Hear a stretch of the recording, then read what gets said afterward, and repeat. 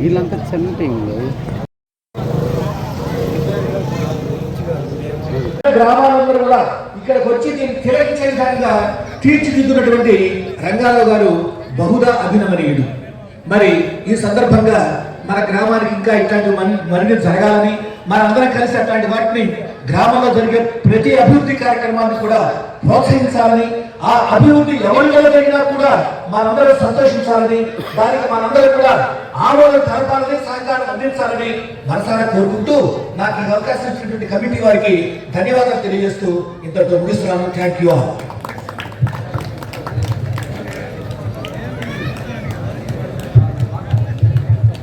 సంక్రాంతి క్రీడా సంబరాలు ఎన్టీఆర్ వర్ధంతి సందర్భంగా జరుగుతున్న జాతీయ స్థాయి మహిళా బీచ్ కబడ్డీ పోటీల ప్రారంభ సభ ఇంతటితో ముగిసింది.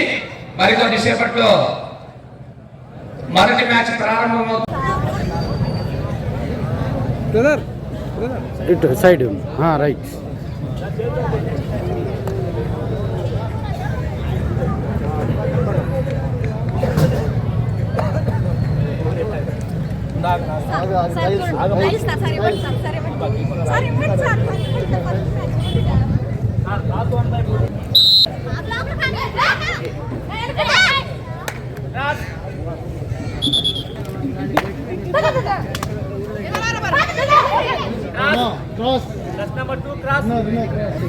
పాయింట్ ప్రకాశం.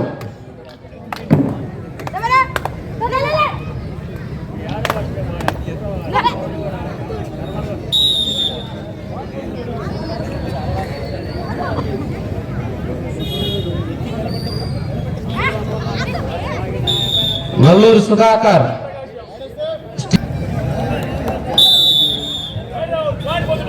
పాయింట్ పొద్దుటూరు.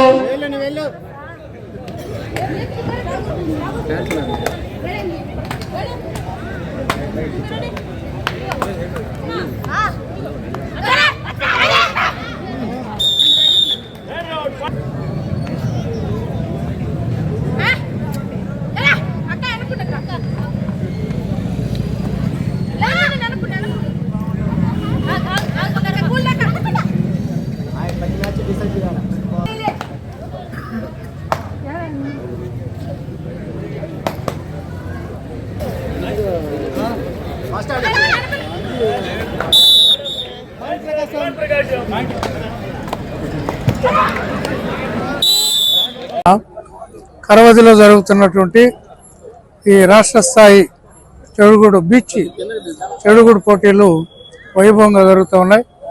దాదాపు అనేక సంవత్సరాలుగా అది ప్రతి సంవత్సరం ఈ పోటీలు జరగడము, చాలామంది ఇతర ప్రాంతాల నుంచి విశేషంగా ప్రజలు రావడము, దీన్ని తిలకించడం జరుగుతుంది. ఇలాగే ఇది వైభవంగా ప్రతి సంవత్సరం జరగాలని ఆశిస్తూ జిల్లా కబడ్డీ అసోసియేషన్ చైర్మన్గా నేను దీన్ని స్వాగతిస్తున్నాను. నా పేరు సిరిగిరి రంగారావు, జాతీయ కబడ్డీ మాజీ క్రీడాకారుణ్ణి. మాది కరవది గ్రామం, ఒంగోలు మండలం. నేను 1975లో ఆంధ్ర యూనివర్సిటీకి స్టేట్ కెప్టెన్గా పనిచేశాను. తర్వాత అనేక పట్టణాల్లో కానీ వివిధ రాష్ట్రాల్లో కానీ నేషనల్ కూడా కబడ్డీ ఆడాను.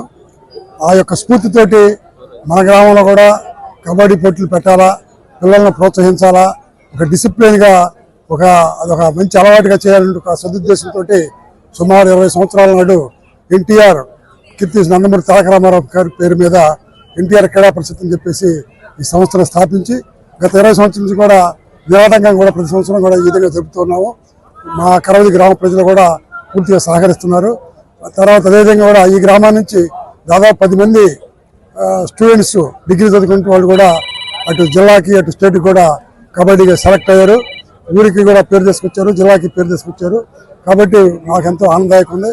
మరి ఈ గ్రామంలో ఉన్నటువంటి ప్రజలందరూ కూడా వివిధ రంగాల్లో ఉన్నటువంటి ప్రజలు కూడా మాకు సహకరించి ఈ కార్యక్రమాన్ని కూడా ప్రతి సంవత్సరం దిగ్విజయంగా జరిపిస్తున్నందుకు, తోడ్పాటు ఇస్తున్నందుకు కూడా వారికి ధన్యవాదాలు తెలుపుకుంటూ సంక్రాంతి శుభాకాంక్షలు మరొకసారి తెలియజేసుకుంటూ సెలవు తీసుకున్నాను. జై హింద్. ఇవి ప్రతి సంవత్సరం కూడా 3 రోజులు జరుగుతూ ఉండేవి. ఈ సంవత్సరం ఏంటంటే ఏరే చోట్ల ప్రోగ్రామ్స్ ఉన్నందువల్ల కూడా ఈ బాలబాలికలు కూడా 2 రోజులే మనకి షెడ్యూల్ ఇవ్వడం జరిగింది.